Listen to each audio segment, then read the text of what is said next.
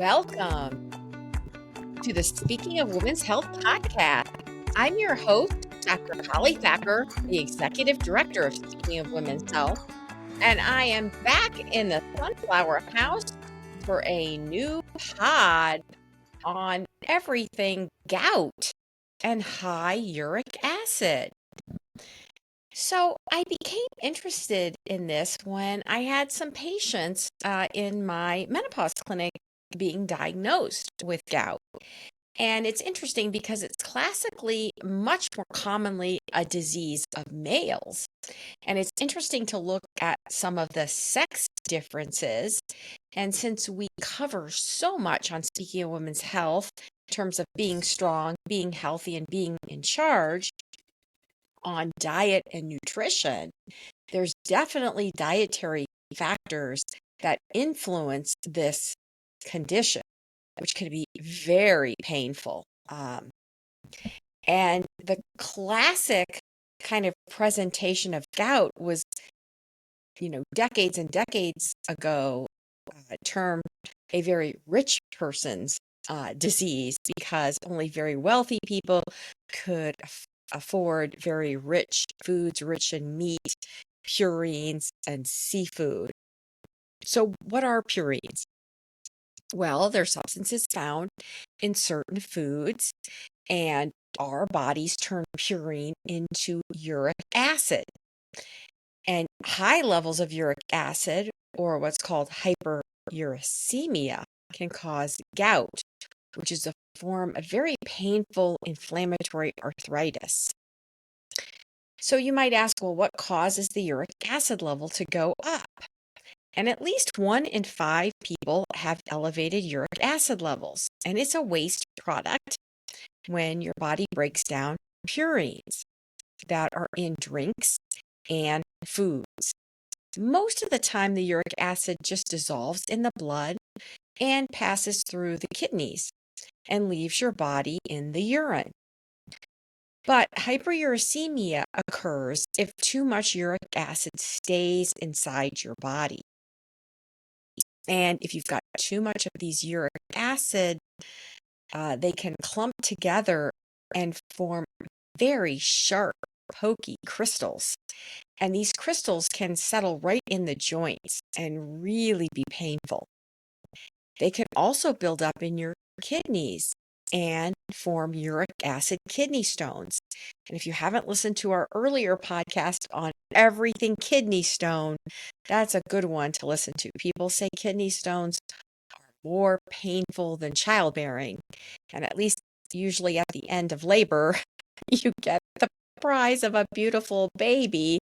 But most people are not too happy to have a kidney stone, although they are usually glad if they pass it. And if you do pass a kidney stone, save it if you can, so it can be chemically analyzed. So temporarily having an increase in your uric acid level doesn't mean you have gout. And many people with elevated uric acid levels never get gout, and they may not ever get kidney stones. So what is gout?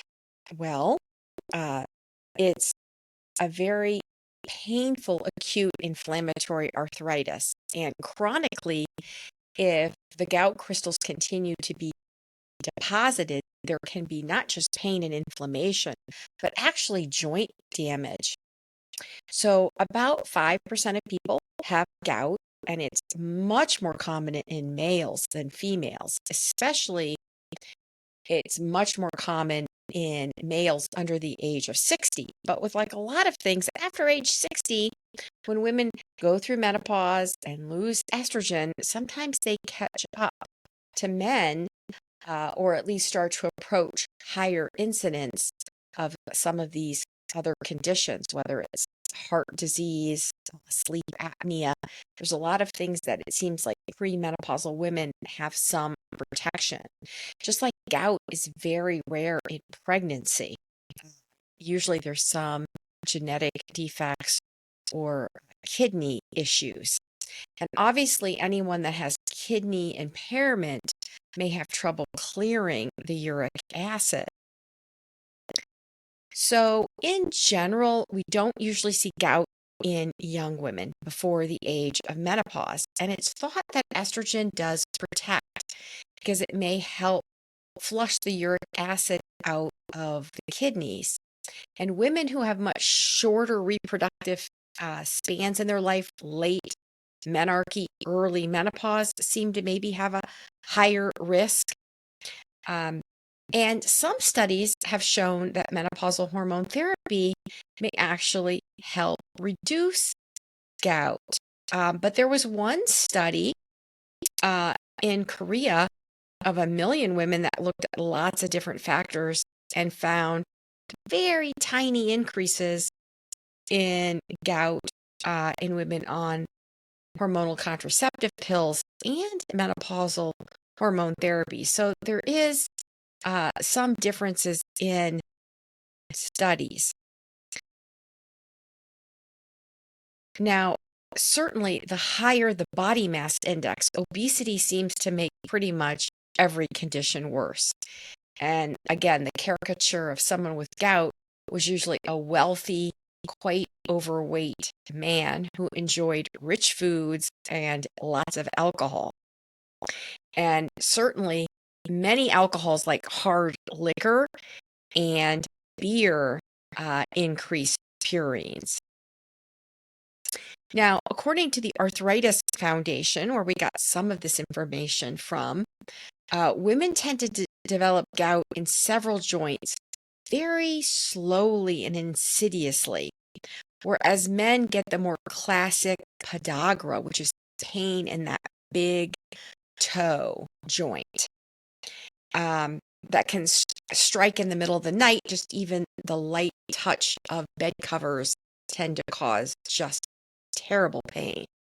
Whereas women may get it in their hands and their knees and their wrists, the ends of their finger, where they might already have some osteoarthritis. And osteoarthritis is the most common arthritis affecting the vast majority of people starting at age 30. Sometimes you get it in the big toe where you have a little bunion, or maybe more on your dominant hand compared to the non-dominant hand.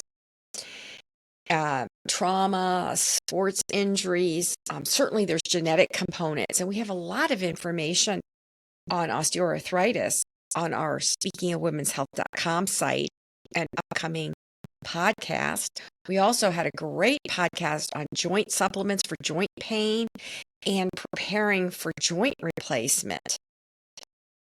So a lot of times gout in the hands are misdiagnosed, and that's where I have seen it in some of my patients. It's kind of reminiscent of how myocardial infarctions, heart attack in women, may be misdiagnosed because they're not classic, like an elephant sitting on my chest. It might just be shortness of breath. I can't do as much activity or housework, or I might be nauseated or fatigued. And I definitely would go back and listen to season 1's podcast on gender matters in terms of heart disease in women and the manifestations. So getting back to the symptoms of gout. As I mentioned, classically, it's the big toe, but it doesn't have to be the big toe. It could be the knees or the ankles or the small joints in the feet or hands, wrists, or even elbows. A lot of times they can occur at night when someone's a little dehydrated. They can occur for several weeks. Usually the most intense, unbearable pain is in the first 24 hours. And it's not mild, irritating pain. It's pretty intense. There can be redness, discoloration, swelling, tenderness to even a light touch. Some people say they feel like their joint is on fire or they're being stabbed with a poker stick. So gout can affect anyone, but the risks include being overweight, having too much body fat, congestive heart failure, kidney failure, type 2 diabetes. And we have a podcast on diabetes, how to be less sweet. We have information on gestational diabetes, which is a risk for adult onset diabetes, as well as sleep apnea. Hypertension. I have a podcast talking about cholesterol and calcium and hypertension, and how almost every day in clinic I have discussions with women who say, oh, my blood pressure's always been great. Everybody's blood pressure's always great until it isn't. Just like I've had women tell me, well, in the past, my uric acid levels were always good, and now they're not. So it is good to know your history. It's good to keep copies of your lab results. And interestingly, uric acid used to be on a lot of multi-channel chemistries when you would go in and have like a Chem 20, 20 different lab tests of chemistries in your blood work. But now it usually needs to be ordered specifically. So some people don't even know what their uric acid level is. Kidney disease, and 1 in 4 people over age 65 have some kidney impairment. Just like we reach maximal bone density at age 30, you kind of have your peak renal function at that age, and then there's a slow decline with age. And certainly obesity and hypertension and medications that can damage the kidney or go through the kidney can impair kidney function. Different types of blood cancer malignancies that are very, where there's a lot of cell turnover, there can be higher uric acid levels. Family history, if you're able to know your medical history of your biological relatives, with Thanksgiving, I think, is a good time when you might meet up with your family, or other holidays or birthdays or other maybe cultural or family celebrations. It is kind of good to get updates on your family history. And those that eat a lot of animal proteins, especially animal flesh, animal organs, as well as shellfish, and any foods that contain organ meats. And those are very rich in nutrients, like iron. Our very first podcast on season 1 was all about iron. And certainly zinc and iron are frequent deficiencies in women. There has been somewhat of a carnivore craze with people just eating meat, which you have to be very careful because not just of the high purines, but also because of maybe lack of electrolytes. And so any strict diet or unusual diet really should be monitored, of course, by your healthcare clinician. Now, drinking alcohol regularly is also a risk, particularly beers and hard liquor. If you're on a diuretic medication like water pills, that can reduce your uric acid excretion. Also, low-dose aspirin, in contrast to high-dose aspirin, which might promote more uric acid excretion. If you're on immunosuppressants for an autoimmune condition or transplant medications. So you might ask, well, how can I prevent getting an elevated uric acid level and gout? You have some control over this. You don't have control over your genes, that's for sure. But you do have control over the foodstuffs that you put in your mouth and what foods you have in your diet. So the foods that are very high in purines, and we have a nice list of this on speakingofwomenshealth.com. If you go on the website, and on the mobile version in the upper right hand corner is a little magnifying glass. Just put in purine or gout. So organ meats like liver and kidney and sweetbreads and brains and tripe. Again, very rich in nutrients, but if you have high uric acid, it's not something that you might want to eat regularly. Now, red meat, which has a lot of iron and zinc and protein and nutrients, bacon, beef, pork, and lamb. And if you haven't read the column on food freedom and banned foods in other countries that are available in our food supply, I was shocked to learn that 100 countries ban American pork because of stuff that is added to the feed of pork that other countries consider toxic. Now, game meats, specialties like goose and veal, venison, pate, they all contain very high levels of purines. Turkey, especially the processed deli turkey. Seafood. Oh, seafood's one of my favorite foods, and it's rich in omega-3.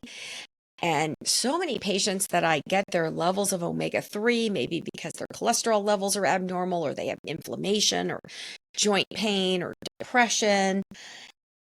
I'm really shocked to find out the imbalance of the heart healthy fats that so many of the people that I see, even many of them very health conscious, have. And so seafood is a wonderful source of omega-3, but also purines. So tuna, anchovies, sardines, mackerel, herring, scallops, trout, mussels, codfish, haddock, just to name a few. So gravies and meat sauces as well. And as I mentioned, beer and hard liquor. Now, for women, I always tell them there's no reason you need to drink alcohol, quote, for heart health. I mean, that is a common misconception. There is no medical reason to drink alcohol.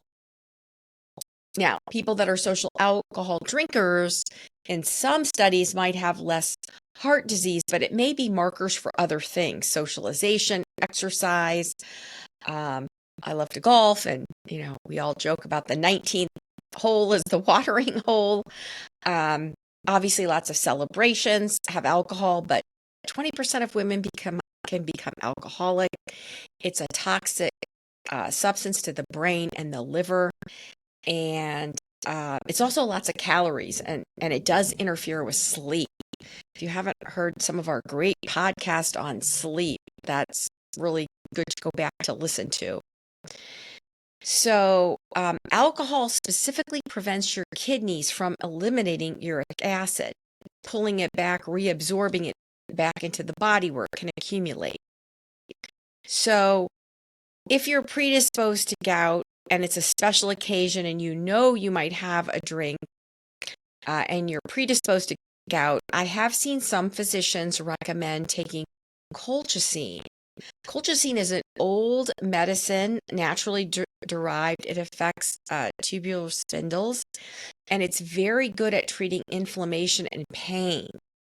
And it reduces the inflammation caused by those crystals of uric acid that build up when one has gout. Now, one thing that I think you can totally eliminate from your diet safely, because obviously, in general, meat has so much nutrition and protein that we would not say just for most people to ever eliminate meat. Alcohol, of course, is something that is not a necessary nutritional item, that is for sure. But the one thing that we can absolutely say to eliminate is sugary drinks and junky sweets and anything with high fructose corn syrup. So a lot of table sugar is actually made up of half fructose, which is fruit sugar. And fruit sugar breaks down into uric acid. And any food or drink that has a high sugar content can trigger gout. Now, I didn't mention wine as one of the alcohols like hard liquor and beer, but of course, many sweet wines are loaded with sugar. So I don't think there's really any reason to be drinking sugary drinks. And I would read labels and not purchase things that have high fructose corn syrup. And a lot of that's in prepackaged foods, processed snacks, cheaper foods. And if you haven't read the column on food freedom and banned foods in other countries, just researching that, I learned so much. Now, yeast And yeast extract also is rich in purines. So, what about foods that are low in purines? And a lot of these are really healthy foods and can help eliminate the burden of uric acid in your blood. And foods that are low in purine can help improve symptoms of gout and kidney stones and just general health and well being. Vegetables, certain fruits like cherries. Cherries are excellent. Whole grain breads and rice. Eggs, and eggs are really rich in choline, good for your brain, and they're a very excellent source of protein, and they've been really demonized too long. Good old water. Coffee, black coffee, I think is a good way to start your day if you're not too sensitive to caffeine. And I say black coffee because I think it's good as adults in general to intermittently fast. If you're not a coffee person, green tea as well. And as I'm an osteoporosis doctor, I'm always happy to see low-fat cheese and dairy products and milk on the list because those are really rich sources of calcium.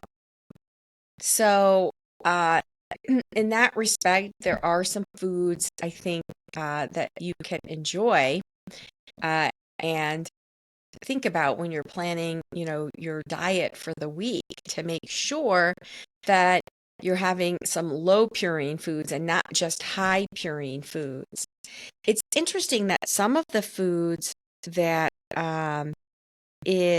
that are high in histamines are also foods that are high in purines. And some people are sensitive to histamine and can get hives. And I see a lot more hives and sensitive skin in post-menopausal women.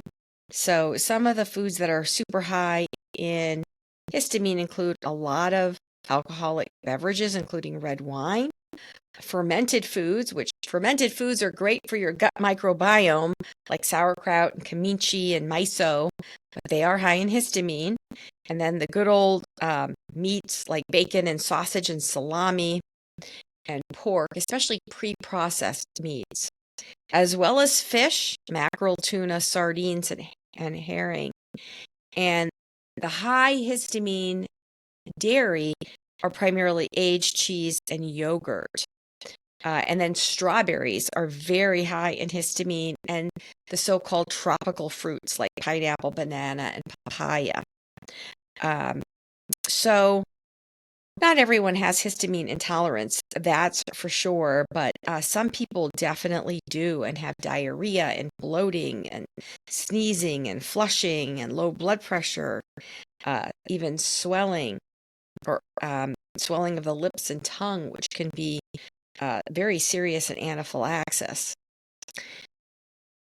So, getting back to gout, and you've been listening to the Speaking of Women's Health podcast. I'm your host, Dr. Holly Thacker, and we're in the Sunflower House talking all things purine and gout. So, a healthcare clinician can diagnose gout primarily by a physical exam, by asking about symptoms and affected joints, but it's not absolute just the history and physical. Some testing that might be done could be x-rays, ultrasound, a CAT scan, possibly. Blood test would include a uric acid blood test, and the most definitive diagnostic test would be to draw fluid out of a joint and look under the microscope to see the uric acid crystals. So how is gout treated? Well, the pain has to be managed as well as the inflammation, and then long term, the diet and the weight, and potentially gout medications. So medications like non-steroidal anti-inflammatory agents like over-the-counter ibuprofen, naproxen, aspirin, those medicines can affect kidney function and also the stomach. And those that have aspirin allergy or stomach ulcers or kidney impairment would definitely need to talk to their physician before taking those agents, many of them which are over the counter. Now, colchicine is it's a prescription medicine, and it can be very effective in the acute attack. And it can, if you take it right away at the first sign of it, it can be very, very helpful. And one of the biggest side effects, though, of colchicine is diarrhea and abdominal cramps. And it's a very old natural medication. It's used also in cases of pericarditis and other autoimmune inflammatory conditions. Now, corticosteroids like prednisone are prescription medications that are very strong. It's usually taken by mouth. Sometimes it can be injected directly into the joint, usually by a rheumatologist or your family physician. Long term, to reduce the burden of uric acid on your body, besides diet and working to get your weight to the normal body weight, there are medicines like allopurinol, which have been used for a long time to lower uric acid. And there's some other ones, febuxostat and pegloticase. And then there's one, probenecid, which increases uric acid secretions. Sometimes I've suggested changes in the diuretic regimen. We use a lot of low-dose diuretics to treat hypertension. And in the osteoporosis field, I use very low doses of hydrochlorothiazide, not even in blood pressure doses, but just to prevent too much calcium excretion in the urine. We do this in the cases of kidney stones caused by hypercalciuria, as well as women who have osteoporosis and negative calcium balance. Now, most of the time, your healthcare team would suggest following a low purine diet and consuming less foods rich in high purine. And you might be encouraged to eat foods or drink things like, maybe you're not a coffee or tea drinker. Maybe you do need to be prompted to drink more water in your diet. Maybe some great cherries. You might be encouraged to drink cherry juice or tart cherry extract capsules, or frozen cherries if they're not in season. You might ask, well, can gout be cured?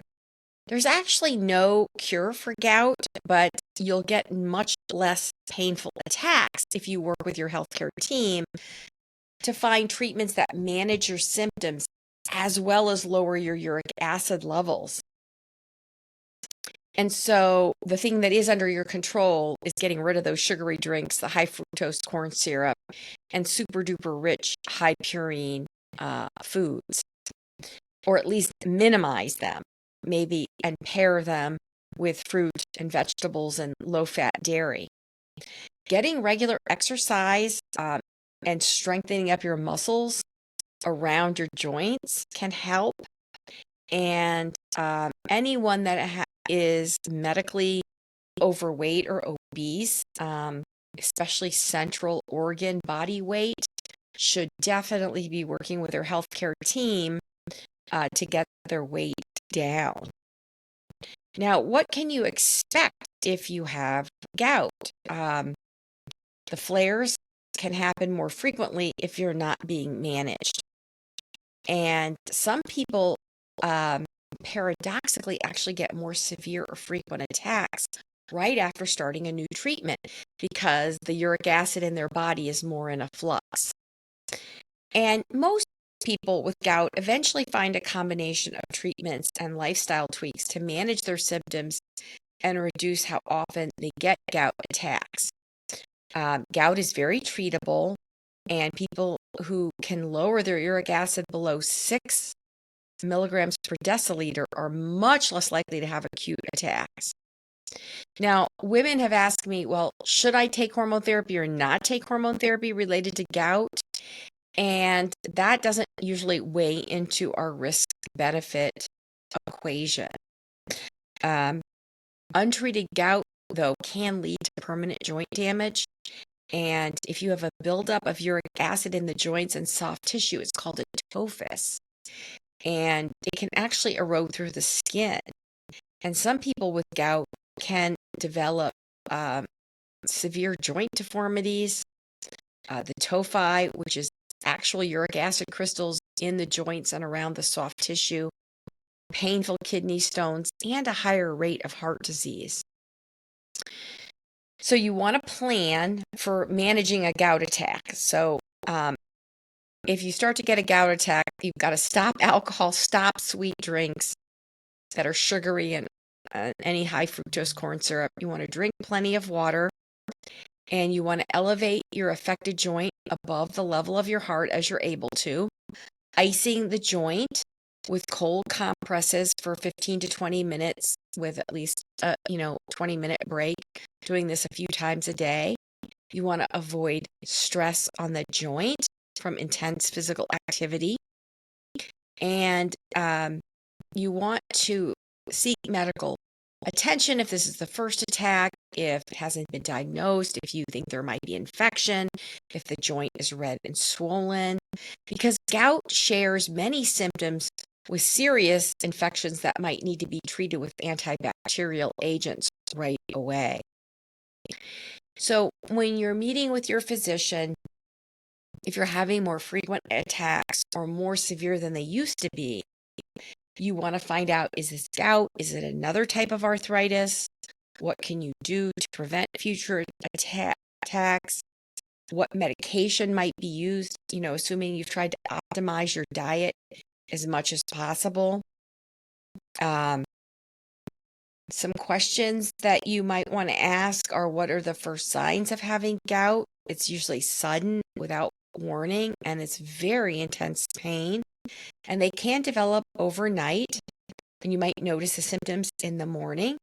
And it's common to go from no symptoms to severe symptoms all at once during an attack. And it's important to get an exam to make sure there's nothing else going on and that you don't have an acute infection. If you've already been diagnosed and you've got your prescription medications, you might be instructed to start on colchicine. And you do need a long-term plan because you want to protect your kidneys. And depending on your kidney function and your uric acid level, that your physician will take into account in terms of determining what might be the best treatment to reduce your uric acid load and burden. It's also good, I think, to keep track and have a journal. Some people will journal what they eat or what their activities are, and that can be helpful. So I hope that this podcast on all things gout and uric acid and some of the gender-based differences has been helpful to you or your family. I want to thank you for tuning in for another episode. We're so grateful for your support. Please consider sharing it with friends or family or leaving us a 5-star rating. And if you don't subscribe to the podcast, you can follow or subscribe for free. We're on Apple Podcasts, Spotify, TuneIn, wherever you listen to your podcast. Thanks again for listening, and we will see you next time in the Sunflower House. Be strong, be healthy, and be in charge.